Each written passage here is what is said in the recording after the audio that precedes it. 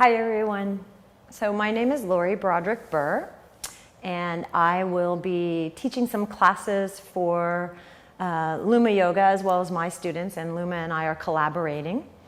And today I'm doing an introductory class, so 25 or 30 minutes, just to introduce myself and introduce how I teach, kind of my style of teaching and who I am.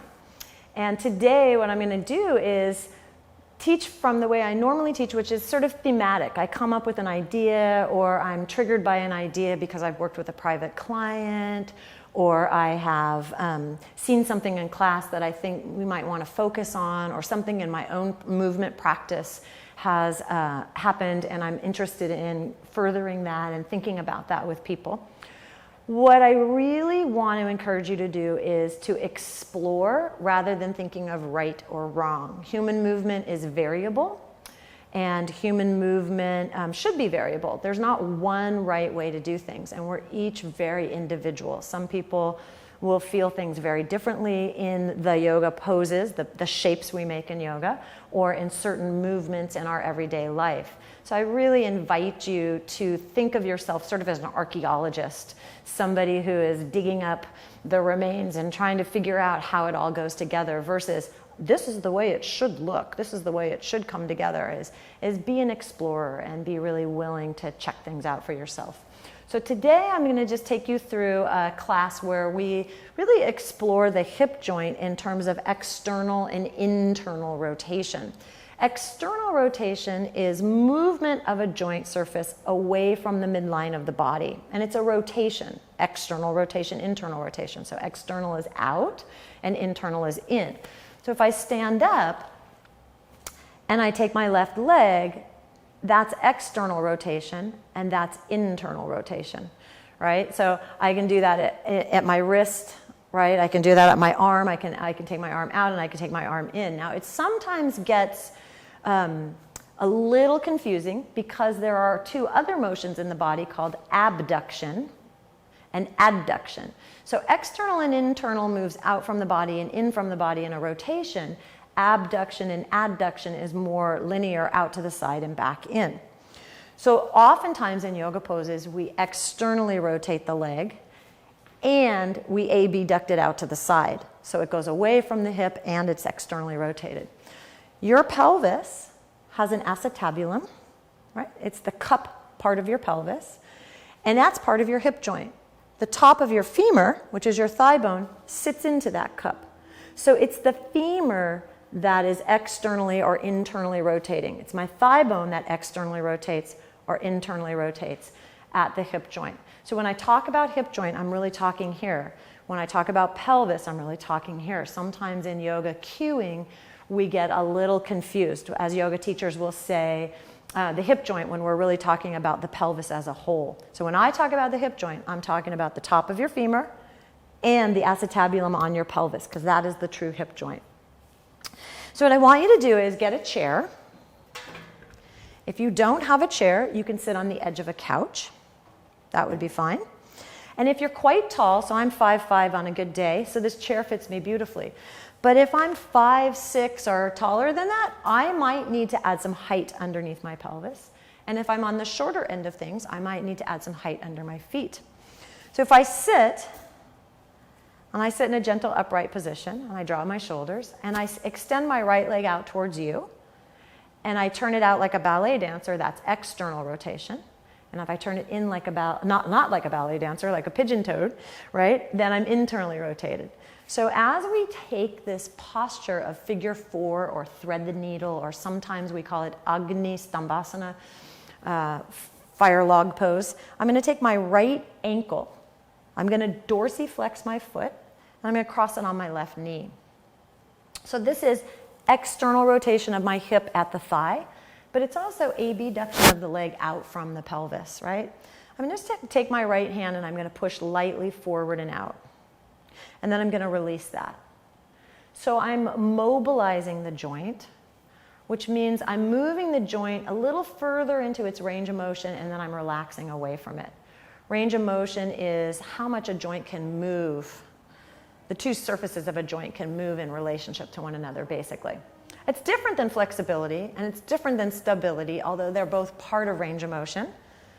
So it takes some flexibility for my leg to move forward and out, away from me and back in. I'm not pressing down. I'm just giving it a light little press out and release. There will be a reaction in my pelvis, yeah? But I am trying to hold my pelvis fairly still. Good. Now I'm just going to press again, just a gentle little forward and out. And then I'm going to come into flexion of my hip joint. But this is pelvis moving over my legs. And I'm just going to come a little bit forward. I'm going to turn sideways. We often go to what our habit is. As a trained dancer, my habit was this. So I'll often come into a hyperextension. So I'm going to bring my ribs in and down. If we're a little more rounded in the upper back, or we spend a lot of time in this position, which we do, then I might find myself coming here. So I really want to find that true rotation of my pelvis over my right leg. Good. And then I'm going to sit back up and I'll put my right leg down. And as I put my right foot down on the ground, I just want to notice the quality, not good, bad, right, wrong, but the quality, the sensations in this right hip, right thigh. Then I'll take the left leg. So I'm going to externally rotate it. And I'm going to bring it into this figure 4, this thread the needle position. Again, if you feel like your knee is way up here, get some height under your pelvis. Try to stabilize the pelvis side to side a little bit, and I'm just going to press gently forward and out. Some rounds of pressing forward and releasing that. So it's like I'm pushing or kneading if I was a cat. I'm pushing the leg away from me, and when it does that, it moves into a little bit more of an external rotation of the femur. Yeah. And the thigh itself goes a little further out away from my hip, which would be a little more to the side. Nice and easy, just getting myself a little bit aware of where the stuck places are and how that femur, how the head of my femur, the head of my thigh, that part of my hip joint actually moves or talks to this pelvis. And then I'm just going to press lightly forward and out. And I'm going to really try to find hip flexion. So I'm going to move my pelvis over my legs. You can see me, I move a little bit when I'm in the yoga postures, when I'm in these positions. I just shift and change my joints a little bit, noticing how the tissues are molding over and forming over the bones. Good. Well, I'm going to bring myself up.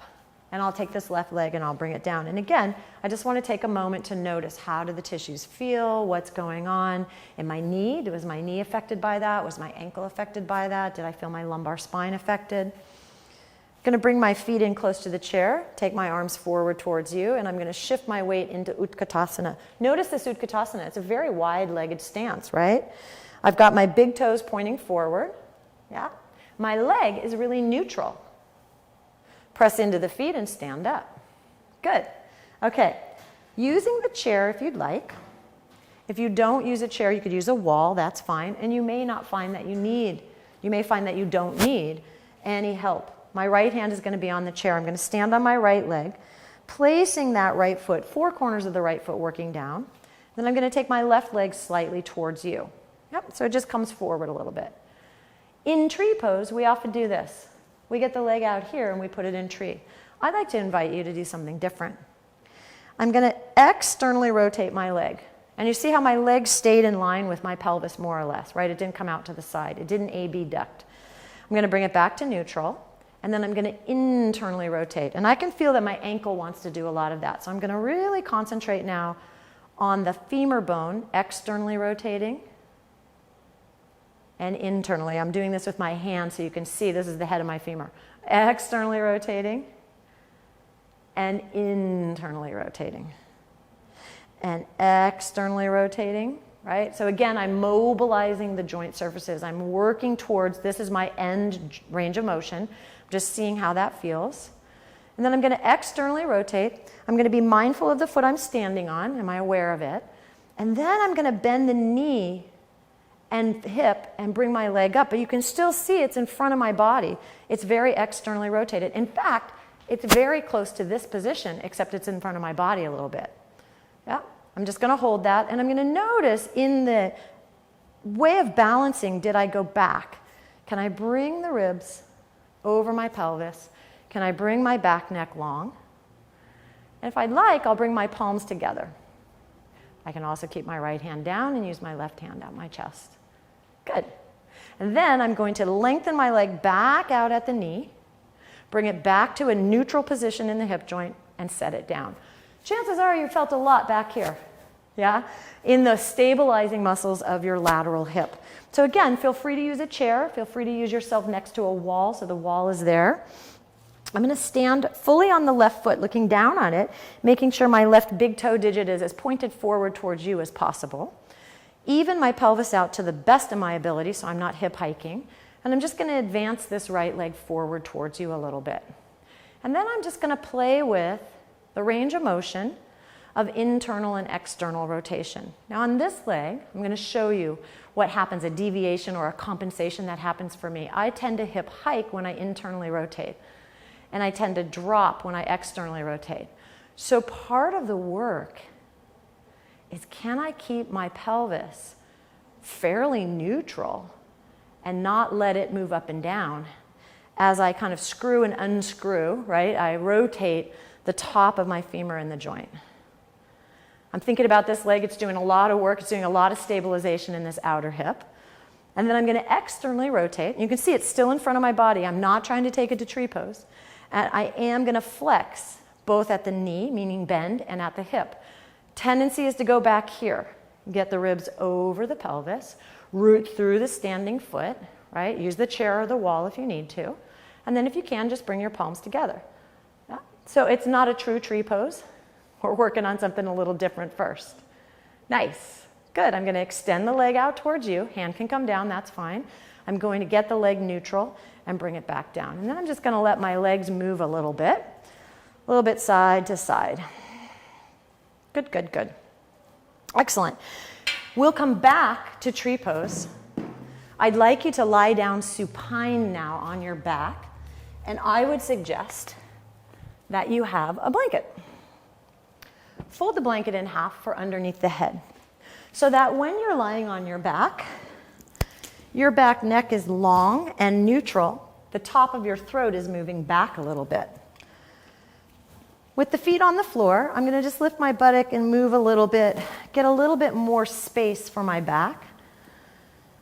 And then I'm going to take my right leg and I'm going to cross that foot over the knee, just like we did on the chair, right? Except now I'm lying on my back, so I'll notice that my tendency is to lift the left hip and drop the right. I'm going to try to find the sacrum, my middle back pelvis bone. It's actually a spinal bone, the base of my spine. I'm going to try to find that neutral. Dorsiflex this right ankle, meaning pull your toes back towards your shin. Stabilize ribs towards the abdomen. Be very mindful if you have low back problems as you go into this. I'm going to try to hold all of this still, and I'm going to move my left leg in towards my body against the right leg. So I'm feeling these tissues be taxed in a lengthened position, right? But I didn't pop ribs. And now I'm going to lower the foot slowly back down. So this is your core work, yeah? As I lower down, everything here stays still. And then I'm going to lift up, hip flexion. I'm going to bring the legs away from my body, which makes me have to hold the abdominals as they elongate.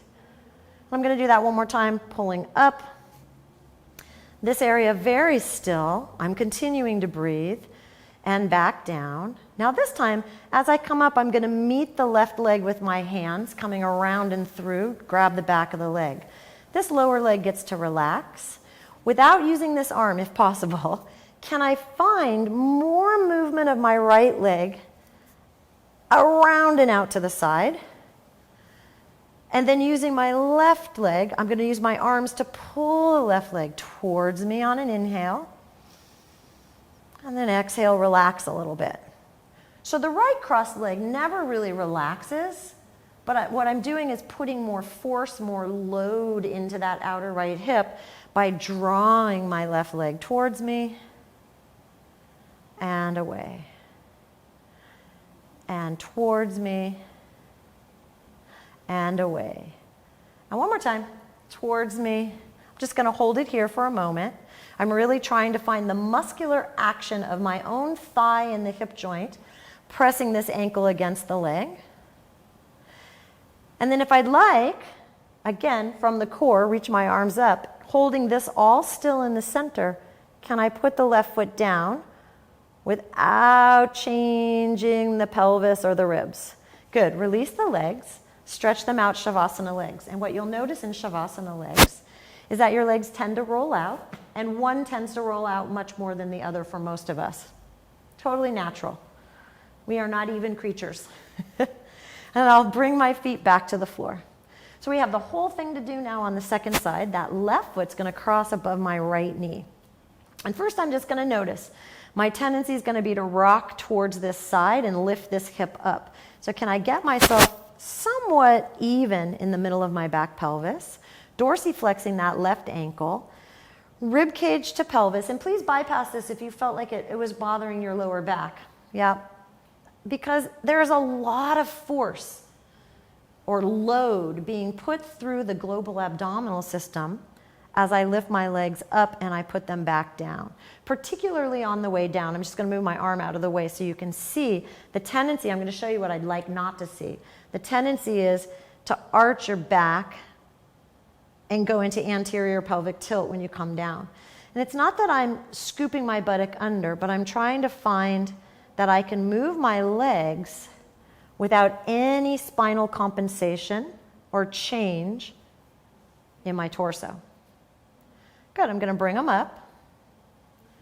I'm going to reach through and around, grab the back of my leg, let the right shin bone relax. The left foot is dorsiflexed, and I'm trying to find the muscles on the top of my left thigh that allow that thigh to do two things: externally rotate in the joint and abduct out to the side. And then I'll use my arms, being careful that my shoulders are relaxed, to bend the elbow to pull the legs towards me a little bit. A lot of stretch in that outer left hip, and then relax. Try this time exhaling to pull the legs towards you. On the last round we did inhale, and just see which feels more natural to you.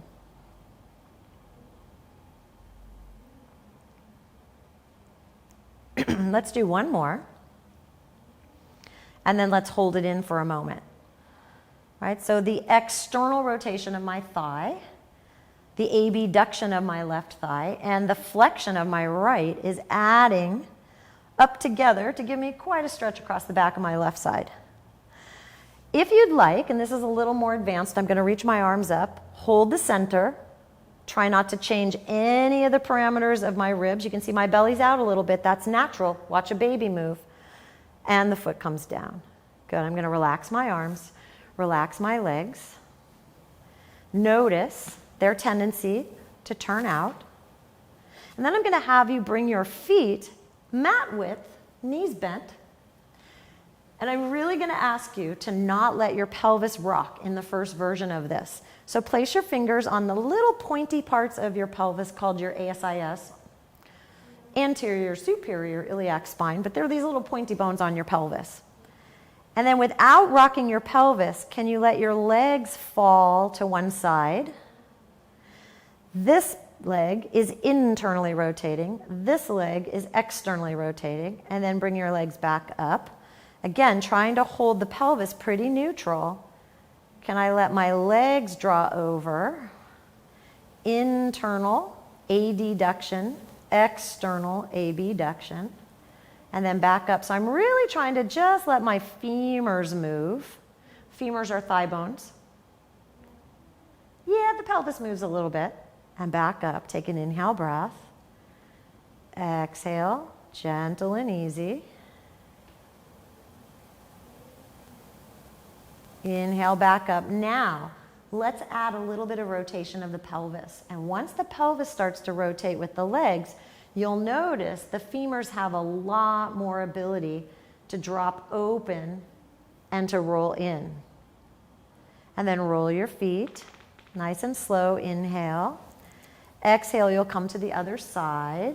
Yeah, dropping and letting a little bit of rotation happen in the pelvis. You can let your arms come out to the sides. Inhale, coming back. Notice how when you allow the pelvis now to rotate, the legs start, There's more freedom for the leg to internally and externally rotate. So that's what makes things like tree pose so hard, because we keep our pelvis really neutral, or we try to. And I'm going to go one more time to this side.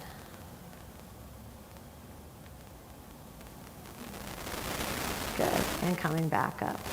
All right. Find the center of your back pelvis, your sacrum.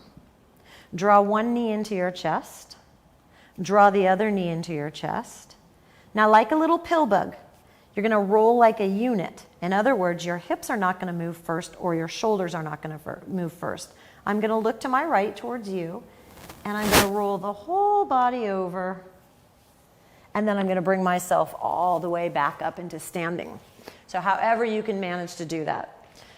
Fix my yoga tights, fix my shirt, and I'm going to come back, and so I have something to balance with if I need that. It could be the back of a chair, it could be the wall. Standing in Tadasana with a little bit of space between my feet. I'm going to stand on this right leg. My right big toe digit is trying to point forward. It has a tendency to go over and visit the pointer toe. Right? I'm going to try to keep my pelvis level, and I'm going to shift my left leg towards you. Then I'm going to externally rotate it. So the pelvis has stayed as neutral as possible, and just the leg has moved. Then I'm going to bend the knee and the hip like I did earlier, torso over my pelvis, and I'm going to reach down. This is for those of you who can get the foot to the top of the thigh. I'm going to pull up. I'm not going out to the side. I'm going to pull up and settle into my tree pose from the hip flexion external rotation. So the difference would be,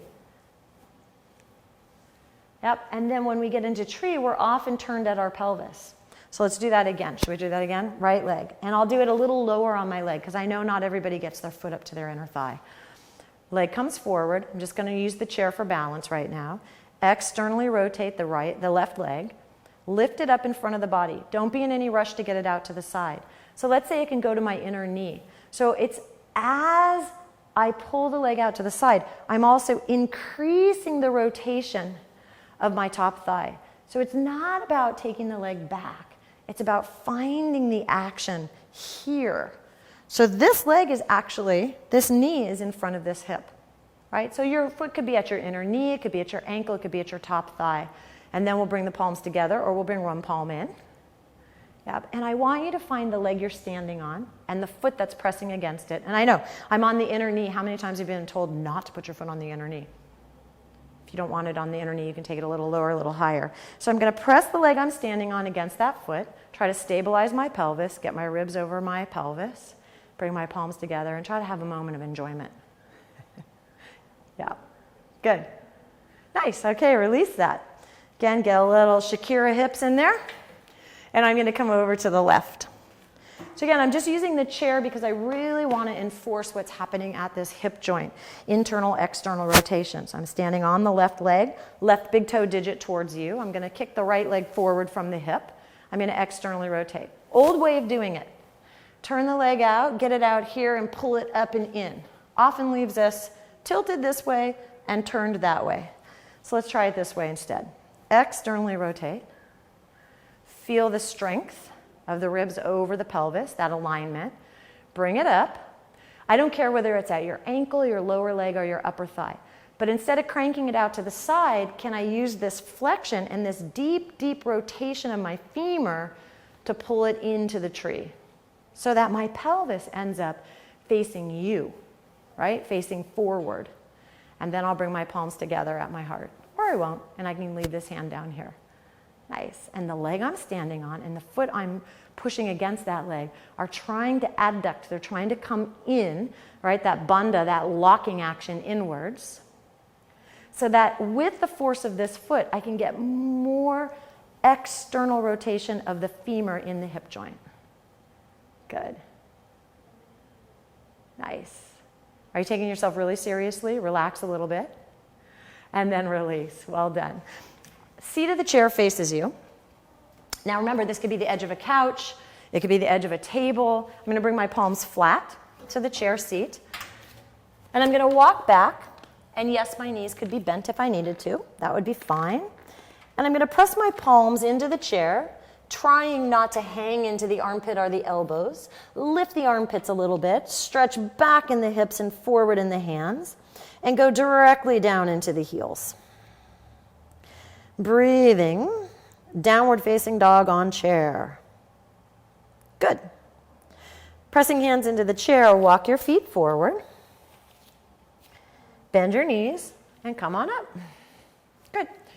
So we did the figure 4 lying on our back, and we did it sitting on the chair. So let's do it in a balanced kind of way on a single leg. So go back to sitting on the chair in the figure 4, or go back to supine on your back, figure 4, if this feels like it's too much in your knees. Let's step back from the chair a little bit. I'm going to stand on my right leg.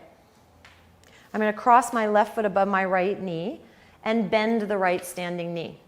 Using the chair with the hands, dorsiflex this left foot. Did my right foot turn out? Mine did. I'm going to bring it back into a neutral position.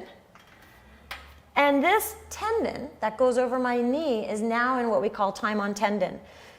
So it is really time on tension. So it's really being pulled and having to stabilize that knee. So if you feel like it's too much, come up a little bit. Creasing at the ankle, the knee, and the hip, I'm going to walk my hands forward a little bit. Draw the neck into a lengthened position, move my shoulder blades back a little bit, and press lightly that left thigh out with that awareness of the left thigh also rotating within the hip joint. Yep. Good. And if I can, I'll bring my palms together at my heart, not necessary, and bring myself up and stand up and release. Good. Okay. Standing on your left leg. Again, feel free to come down and work in this position, or come to the ground and work in that position. So standing on the left leg, I'll take my right foot over the top of my knee, try to keep my left foot really parallel, squat, single leg squat, super important, single leg squatting as we get older in particular. Yep, we really want to reinforce and encourage the ability to squat. It's a functional motion. It's a functional movement. When we stop being able to toilet, to sit down and get up, right, to squat down and stand back up, then we start to lose our ability to live independently. So on that happy note, flex your ankle, your knee, and your hip a little bit more, bringing this time on tension to your patellar tendon, softening your chin in a little bit, back neck long, outer buttock being stretched as I find this deep rotation in my right thigh at the hip joint, and this deep movement of my thigh out to the side. Nice. If I can, I'll bring my palms to my heart and I'll work on the balance. I could also do this way, right? Save yourself. Press into the foot and stand up. Good. Relax. Okay. I'm going to have you move the chair off to the side. Please take your legs wide apart. And this is often cued, turn your foot out. I really want you to cue it from your hip. Turn your right thigh out. Left thigh, turn it in. Internal rotation, external rotation. Root the right big toe, root the right inner heel, hands on pelvis. You'll notice my left is higher than my right, perfectly acceptable, human movement. Bend in your right knee. As you bend in your right knee, use the right big toe and right inner heel to talk to the top of this thigh so it continues to roll out. Lateral hip flexion, right elbow to right knee. Those of you who have a block could put your hand down on a block, or some of you will be able to touch the ground. Left arm comes out, chin comes down. I sweep the left arm, bringing my ribs towards my pelvis, sweep the left arm up. You can see my head is still neutral, I'm not looking up. The left shoulder blade comes around. I'm still working on this deep external rotation. This left hip is still internally rotated. And then I'm going to try to turn this underneath right belly a little bit. That's where the rotation comes from. I tend to look back and down rather than back and up. That took me very close to the microphone, I'm sorry. Good. And then push into the left leg. Up you come. Well done. So you're going to bring this right leg, rotate it from the femur in. Left leg, rotate it from the femur out. Good. I like to start with hands on hips. Bend the knee. And as I bend the knee, I'm trying to find that tree pose action, right? That external rotation and abduction of the leg at the hip joint. Rotate over, left elbow to knee, left hand to a block, left hand to the floor. Right arm comes out, rib cage down so that I'm not hyperextending. I'm going to sweep the arm up by my ear, reaching from the foot into the fingers. And the rotation doesn't come from this top side. It comes from underneath, out of this hip joint. I lengthen. Maybe I look back. Maybe I continue looking at you. This is hard on the neck. It's not wrong. It's just harder on the neck. Good. And then I'm going to push into that back foot, bring myself up, turn my feet forward, walk them in a little bit. If you've got anything going on at your sits bone region, feel free to put the palms on the chair and do the down dog on the chair. Bend knees. Yep. Hip hinge. Bring fingers down to floor or blocks. Without going backwards, push into the feet, lengthen your knees. Pause. Are your legs working, or are you relying on the mobility and flexibility of your backside leg hamstrings, which many of us who practice yoga have an abundance of? So can I push the foot down into the floor? Can I drive the thigh up into the hip joint? And can I allow the knee to lengthen because of those two end points, the bottom of my foot and the top of my thigh? As I bend my knees forward towards kind of a wider squat, I'm going to sit my buttock down a little bit. Place my hands above my knees. Draw my ribs towards my pelvis. Imagine that you're going to jump. You're not going to. But if you were going to jump, you'd really push your foot into the floor. So push your foot into the floor and stand up from your legs. Nice. Walk your legs together. And you're in a parallel or neutral position. Good. Nice. So grab your chair. Again, could be a coffee table, could be the edge of a couch, could be the edge of a bed. Maybe you have a blanket folded for underneath your head. If your chair doesn't have space through it, you'll turn your chair sideways and bring your lower legs up onto the chair. So I'm going to move my little ponytail bun out of the way. The backs of my knees are against the chair. My thigh is at a diagonal, depending on my height, sometimes a bigger diagonal than others. My back neck is long with my chin. I'm going to take my glasses off, and if I have something to cover my eyes, I'll cover my eyes. And what I want you to know here is that, speaking sort of therapeutically for the hip joint, all day long, we have our pelvis sitting on our legs. Our legs are carrying our pelvis. Our legs are holding our pelvis when we sit. Our legs are holding our pelvis when we walk. Our legs are holding our pelvis when we exercise, like we weight train or we play tennis. So here, we're letting the pelvis hold the leg.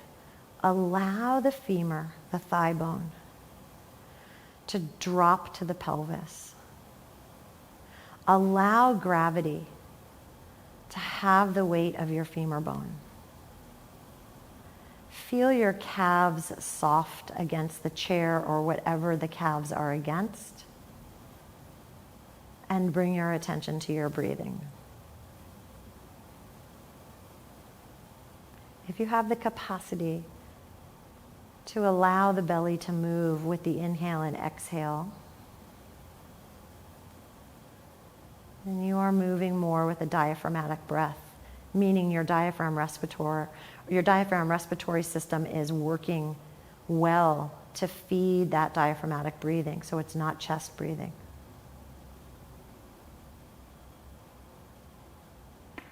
Notice the top of your right thigh. Notice the top of your left thigh. Notice how you're allowing them to drop into the pelvis, or there may be some little bit of holding pattern. Can you, with each exhale breath, allow the thigh to drop to the pelvis?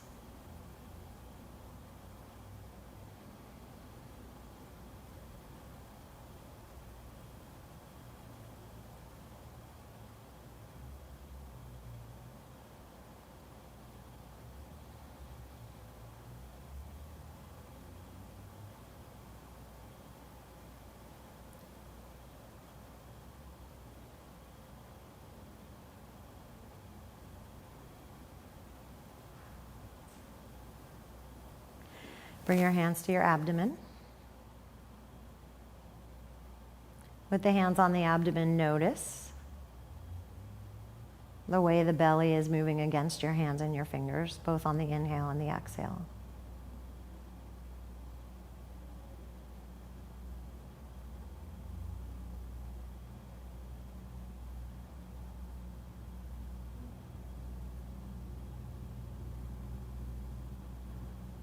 Staying with the breath. Move your legs back one at a time to the edge of the chair or the edge of whatever your lower legs were on. And just notice how that changes the way the hip joint is loaded, the way the hip joint is being felt. What happens at the pelvis, what happens at the thigh. And then reach up, draw your legs into your chest, and feel that your arms are now doing much of the work to flex your thigh in.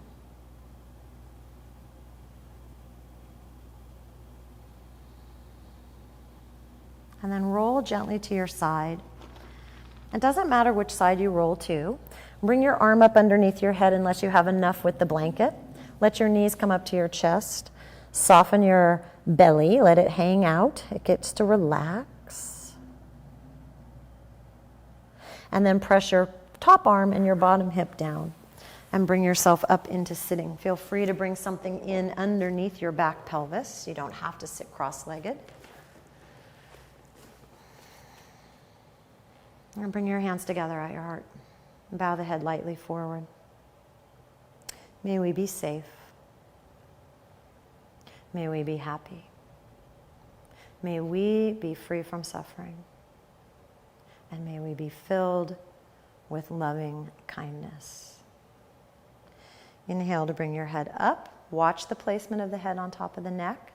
Consciously release your shoulders downwards.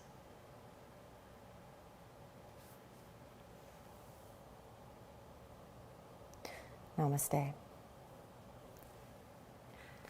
Thank you. I hope that you enjoyed that little tutorial workshop a little bit on internal, external rotation, particularly as it applied to some of the poses that we know, tree pose, and that figure 4 Agni-Stambhasana pose, and then the warrior 2 into extended angle. And I hope to see you soon. Bye.